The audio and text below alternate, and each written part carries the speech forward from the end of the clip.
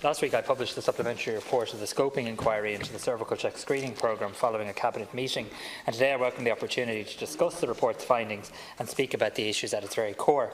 At the outset, I'd like to place on the record of this House my sincere gratitude to Dr Gabriel Scally and his team for the comprehensive work undertaken over the past number of months, but not just the work they've undertaken, the way in which he's gone about robustly establishing the truth, the facts, and putting in place a very comprehensive implementation plan. This work is crucial to our aim of providing a world-class cervical screening programme that inspires trust and confidence to the women of this country. Government has accepted this report and indeed Dr Scally's previous report, and my focus now is on ensuring the full implementation of all of his recommendations. Considerable work is already ongoing in the HSE, the National Cancer Registry Ireland and my department on these recommendations, and indeed in his supplementary report last week, Dr Scally has acknowledged the very significant progress that is being made. On completion of the final report of the scoping inquiry last September, members will be aware that I requested Dr Scally to do further work to address some outstanding issues relating to the laboratories which had been referenced in his final report last September. This supplementary report confirms that the number of laboratories involved in CervicalCheck's work was greater than originally thought, or indeed than was known to CervicalCheck. We now know the number of labs that provided screening for the Irish programme was 16. We also know that the use of many of the additional labs was not approved in advance by CervicalCheck. Clearly, this situation should not have arisen, and the implementation of all of Dr Scally's recommendations is vital to ensure that this does not arise in the future.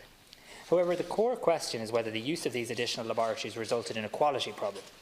Dr Scally says there is no evidence to suggest deficiencies in screening quality in any laboratory.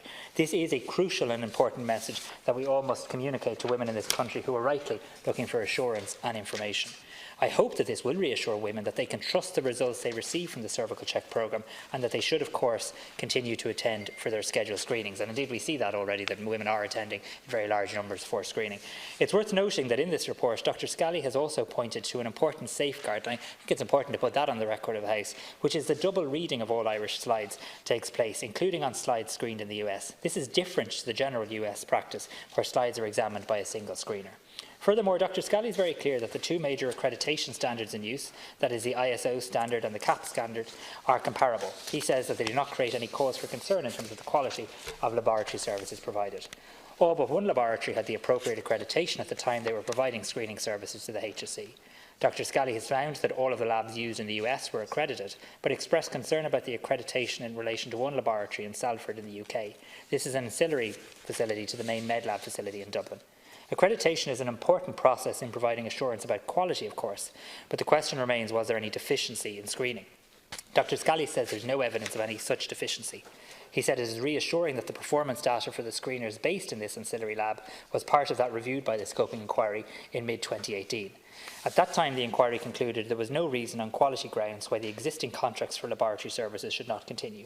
The HSE has said that this concurs with its own ongoing performance monitoring regarding MedLab pathology. While he has been clear that there is no evidence of deficiency in screening quality, Dr Scally is clear on the need to have the right quality assurance systems in place. This is being addressed now as part of the implementation of Dr Scally's recommendations. CervicalCheck now has a national laboratory QA lead in place, which is a key and important step, and work is continuing to strengthen governance, quality assurance and management in the CervicalCheck programme and the wider national screening service. We've already seen these improvements in the work done by the HSE to quality assure the additional laboratories in the US prior to entering into a new contract with these for additional screening capacity, and this, I believe, has been acknowledged by Dr Scally, and indeed I asked Dr Scally when I met him was he satisfied with those new arrangements, and he said that he was.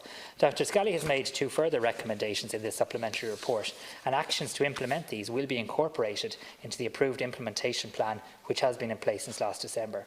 There are now more than 160 actions in the plan, and 48 of these have been implemented by the end of Q1 this year. I'm pleased to say that Dr Scally has acknowledged the substantial and important progress that has been made to date in implementing the recommendations of his first and final reports. We're now at a point where we have made important progress in a number of areas. We'll begin the tribunal legislation recommended by Mr Justice Meenan in this House next week. The ex gratia scheme is established. The Royal College of Obstetricians and Gynaecologists review is well underway. The HSE has secured additional capacity to support our screening programme, and the backlog is quickly and substantially falling, and preparations are ongoing within the HSE to switch to HPV primary testing, and the HPV vaccine for boys will come in September. We must have a strong and sustainable screening programme in which women can have full confidence. Since CervicalCheck was set up in 2008, cervical cancer rates have reduced from around 14 cases per 100,000 women in the years 2009 to 2011 to 10,000 cases per 100,000 women in the years 2013 to 2015. A well-organised screening programme, when combined with HPV vaccination for boys and girls, and all of us in this House supporting that vaccination programme, can bring us very close to eliminating cervical cancer. That's our goal. It's our national goal to effectively eradicate cervical cancer, and that's why my priority now is ensuring Dr Scally's recommendations are fully implemented, which will make that goal a reality. Dermot.